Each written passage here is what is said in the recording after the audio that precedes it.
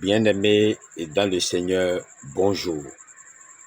Très heureux une fois encore de vous retrouver aujourd'hui pour l'activité du 6e dimanche de l'année 2026, la 311e publication qui vous sera présentée avec le thème « Vous êtes le sel de la terre ».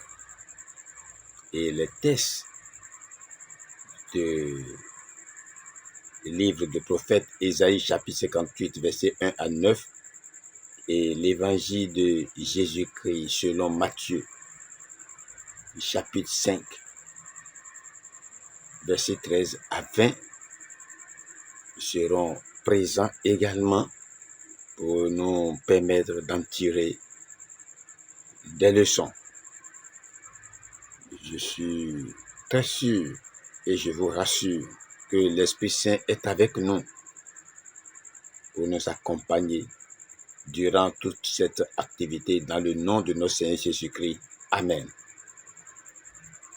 Et sans plus tarder dans l'explication, bien-aimés, vous êtes le sel de la terre. Et déjà, je peux vous dire que l'Éternel avait déclaré à Aaron, je cite cette déclaration, « C'est là une alliance éternelle par le sel devant Yahvé, pour toi et pour ta descendance avec toi. » Lévitique chapitre 2, verset 13. L'expression se retrouve dans le rituel religieux. Toutes les offrandes présentées à Dieu doivent être salées avec le sel de l'alliance de ton Dieu. Selon ce passage, les disciples donnent saveur au monde et en assurent la survie devant Dieu. Beaucoup d'événements dans la Bible l'illustrent bien et nous pouvons citer en exemple la servante de l'épouse de Naaman. Elle avait été enlevée toute jeune et devint esclave. Mais malgré sa situation, elle décida qu'elle serait le sel de la terre pour cette famille. Et lorsque Naaman sut qu'il était atteint de la lèpre, elle parla du prophète Élisée qui avait le pouvoir de le guérir. Ce qu'il fit. C'est un exemple de ce rôle de sel que vous êtes sur la terre. Pourquoi? Parce que le sel sert aussi à guérir. Il avait cette faculté de désinfecter et de soigner. Comme le sel, le chrétien sert à guérir les situations. Le fais-tu? Voyez Laban. Il avait été reconnu que ses affaires fonctionnent grâce à la présence même de Jacob dans sa maison. Dans Genèse 30, verset 27, il dit « Puis-je trouver grâce à tes yeux?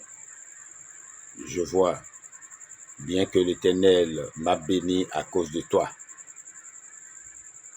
Ou que vous soyez bien-aimés dans quelque situation dans laquelle vous vous retrouvez, sachez que vous êtes le sel de la terre et votre présence doit être remarquable de façon positive.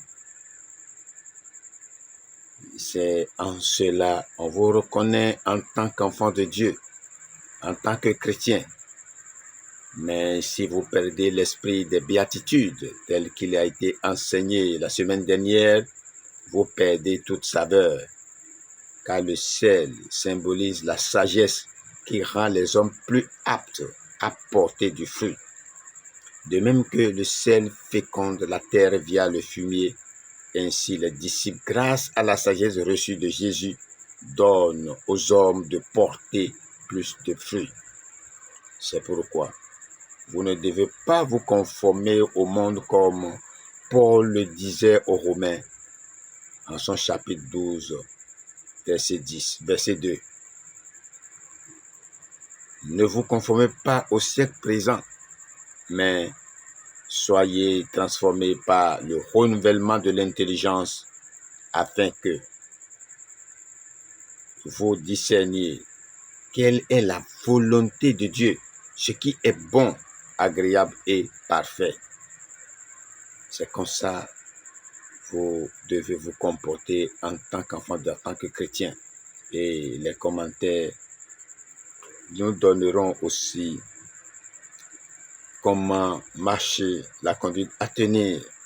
Et déjà, dans Ésaïe chapitre 58, versets 1 à 9, je vous dis que cette division du livre commence en nous montrant le peuple qui jeûne et s'afflige. Puisque l'Éternel regarde précisément à celui qui est abattu et d'un esprit humilié. Chapitre 57, verset 15 à 16 et chapitre 60, verset 1 à 2, on peut demander ce qu'il y trouve à redire. Les versets 3 à 7 nous l'apprennent. Dieu ne se contente pas de simples formes religieuses extérieures, ni de pieuses déclarations. Par la bouche de nos prophètes, il pose à tous une question directe. Est-ce réellement pour moi que vous avez jeûné? Zacharie chapitre 7, verset 5. Car derrière une belle façade de piété, que de choses peuvent habiter, comme la poursuite de notre plaisir, même dans le saint jour du Seigneur, la dureté et l'égoïsme du moins, les contestations et les querelles, versets 3 à 4, les jugements et les critiques, ainsi que le flot de vaines paroles, versets 9 et 13. Les vrais exigeants de Dieu, les voici, bien-aimés. En tout premier lieu, que nous rompions avec les habitudes de péché, ces chaînes qui nous tiennent au pouvoir de l'ennemi. Verset 6, Daniel chapitre 4, verset 7. Proverbe chapitre 28, verset 13 nous rappelle que la miséricorde est promise à qui confesse ses transgressions et les abandonne. Ensuite, que nous sommes invités à mettre l'amour en pratique dans toutes les occasions qui se présentent. Versets 7 à 10. De belles promesses sont liées à une nouvelle marche. Et que dit Matthieu chapitre 5, verset 13 à 20.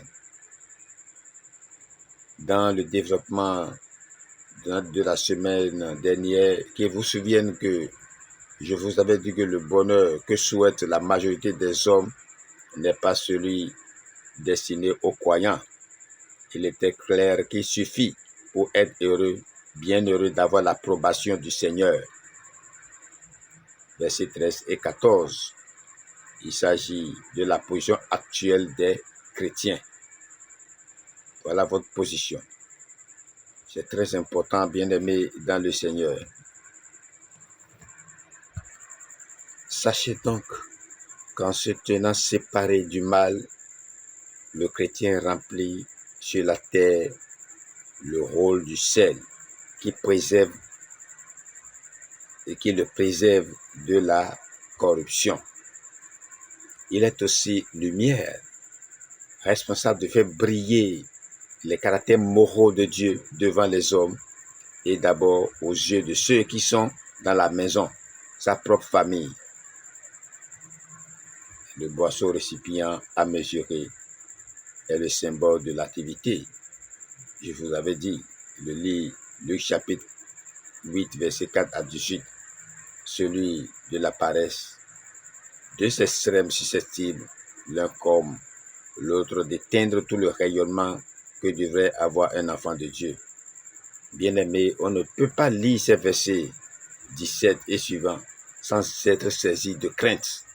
Non seulement le Seigneur, il déclare qu'il n'est pas venu abolir la redoutable loi de Dieu qui nous condamnait tous, Mais voici qu'il donne une interprétation beaucoup plus sévère encore de la volonté divine.